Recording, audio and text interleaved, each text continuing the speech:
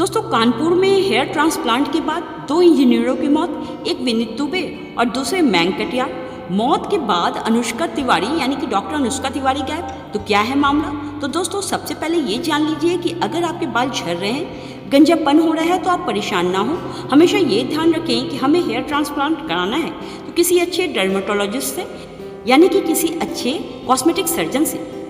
तो दोस्तों, आइए जानते हैं कि डॉक्टर अनुष्का कौन है और इन 2 इंजीनियरों की मौत कैसे हो जाती है। तो दोस्तों, हेयर ट्रांसप्लांट कराने के 24 घंटे के अंदर ही दोनों इंजीनियरों की मौत हो जाती है और दोनों की मौत के सिम्टम्स बिल्कुल एक जैसे। सर में तेज दर्द, चेहरे पर सूजन। जब केस बिगड़ने लगे तो दूसरे प्राइवेट डॉक्टर को रेफर कर देने की सलाह। तो दोस्तों, अब डॉक्टर के खिलाफ केस दर्ज कर ली गई है, लेकिन पुलिस के सामने बड़ा चैलेंज है कि डेथ ऑफ कॉज को साबित कैसे करें।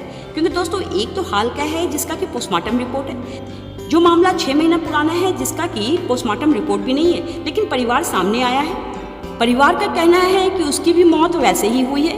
उनका बेटा, जवान बेटा, उनके नज़र के सामने ही तड़प तड़प कर मर गया, बिल्कुल सेम सिम्टम्स के साथ। इन दोनों मामलों में सबूतों की छानबीन पुलिस कर रही है और जो सबूत डॉक्टर अनुष्का के खिलाफ जाते हैं उनमें दोनों परिवारों के बयान हैं, बैंक डिटेल्स हैं, जिनमें कि डॉक्टर को रुपये ट्रांसफ़र किए गए हैं। तो दोस्तों, अब ये जानना ज़रूरी है कि नेशनल मेडिकल कमीशन के मुताबिक हेयर ट्रांसप्लांट कर रहे डॉक्टर रजिस्टर्ड मेडिकल प्रैक्टिशनर होने चाहिए और साथ ही साथ उनके पास हेयर ट्रांसप्लांट से जुड़ी जानकारी होनी चाहिए।